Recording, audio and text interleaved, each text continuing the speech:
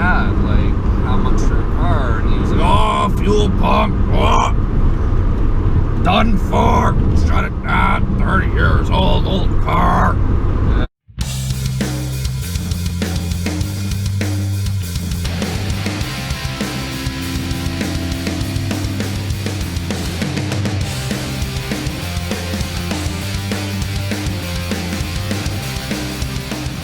Hello and welcome back, and today we are in my 91 Acura and we're gonna take a drive, and I'm gonna do something a little different and basically talk about where the car came from and why I got it and what I've done to it. Not sure if any of you will find this interesting, but I mean, the car's got a little bit of a past, you know, and anything with a little bit of a past is kind of interesting.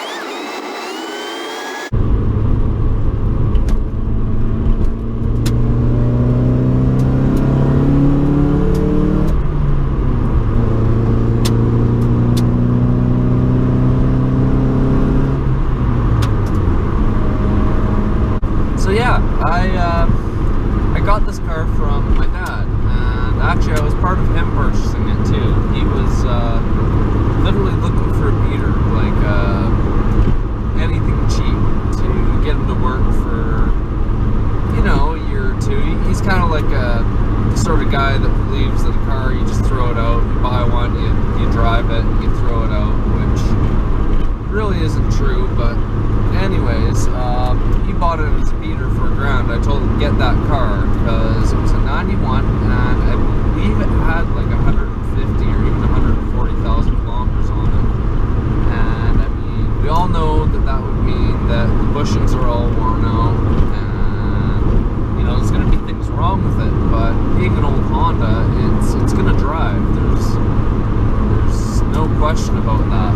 So he got it and he drove it, and he complained about the clutch being bad and, you know, things wrong, the suspension doesn't look right, it clunks and rattles, but then one day it just didn't run for him. Like, actually he was driving and died on the highway, so he had to get it towed back, and he was convinced it was the fuel pump, which meant he had to take the fuel tank off, it's a lot of work. He didn't want to do it. He wanted to just get another car. He was, you know, done with it. So I was in a situation as well. The thing was, I was in a situation when Dad broke down in this thing. Rumble strips. Oh, we're rumbling, boys.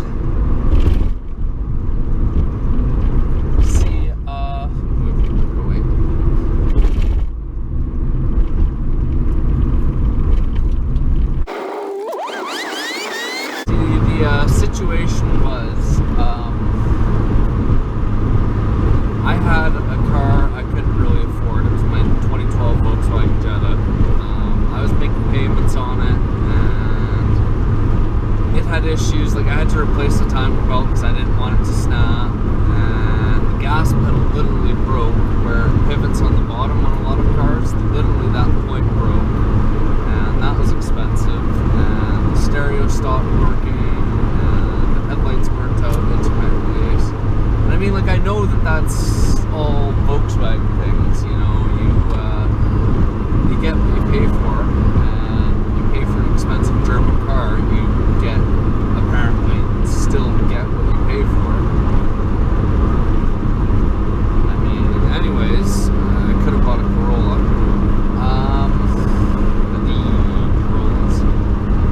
So yeah, I really wanted to get rid of my Jetta, and I had a way to pay off the loan, so there was no liens on it.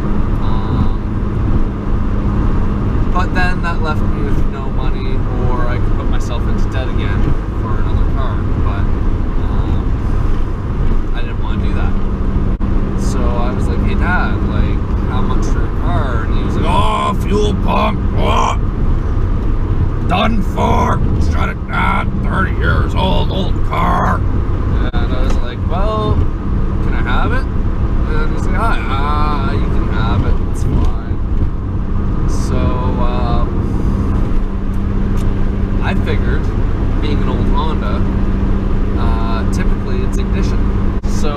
figured the issue was spark, because I mean, like, you know, I could smell fuel when I was cranking it.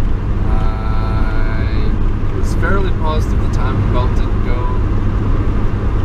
I mean, I didn't check it, but I looked at the distributor and it looked like there's like literally like a fire in there. I don't know if I have pictures that I can show you. I hope I can find them, but literally looked like there's a fire set off in there. So I ordered a new distributor and literally the whole thing, and new wires and new plugs. Put it on and it was great.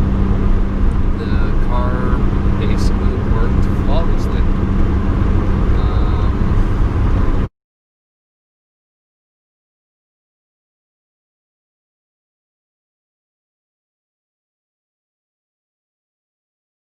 I fixed the ignition and drove it for a while. You know, did basically nothing. Oil changes, fixed a little switch here and a doodad there, and, you know, made it work a little better. Yeah. Then I drove it for about 30,000 kilometers through a winter. And once the winter was effectively done, I was like, hey, like, this thing's clutch is slipping, it's leaking a lot of oil, it's not driving too nice. Like, it was still going straight and not shaking like a banshee or nothing, but it wasn't driving good, you could just tell. I was like, hey, may as well fix up what needs fixing up. So I ordered a clutch and I ordered timing belt and water pump and valve cover gasket, seals, rear main seal. Then I realized once I started taking things apart that the motor mounts were gone, so I got the motor mounts. And then I realized as I was taking apart the engine that you basically need to pop the ball joints, and the ball joints looked original. They might not have been, but they looked really old. And so I wrecked them on the way out, and so I decided to order basically new ball joints, control arms, bushings. So the front doesn't have poly, but anyways, yeah, so I did all that, got it back on the road, and that my back suspension was screwed up. So come a couple weeks later, I could afford alignment, but I was like, you know, I don't think I want to align it when the back suspension's got all these really old bushings. Kind of feels a little weird back there, so, you know, I may as well just do the back suspension. So I got all new bushings for that. In the back I had to get poly. There was no option, because they literally, it was either that or order a whole rear control arm, which I ended up sandblasting and repainting all of that, even the back big spindle thing. And yeah, come now, I got it aligned and now it's working pretty good. Had to do some exhaust work in there somewhere. I bought a couple body panels and seats and stuff. I'm probably wondering where the passenger seat is. I broke a stud, so I don't feel comfortable with having a passenger with only 3 studs in their seat. But the back seats are still good, so it's still a 4-seater, you know. But yeah. All right, here's the section of the drive I did want to show you guys.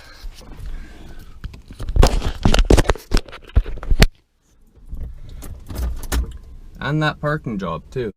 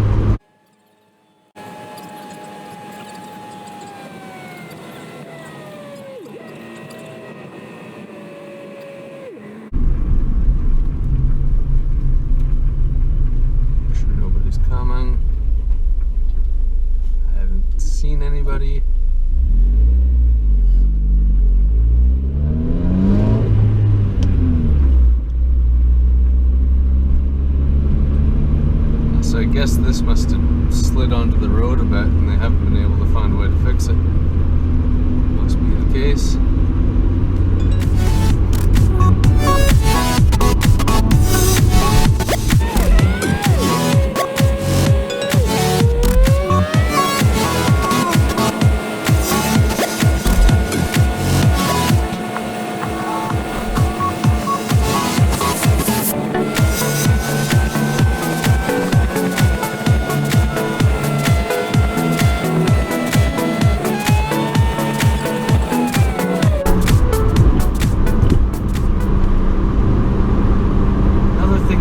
Interesting about out here is it's pretty religious, so quite often you'll be driving.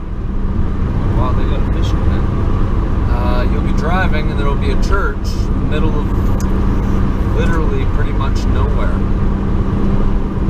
and it's like, what? Why? Well, like I say, folks out here are real religious.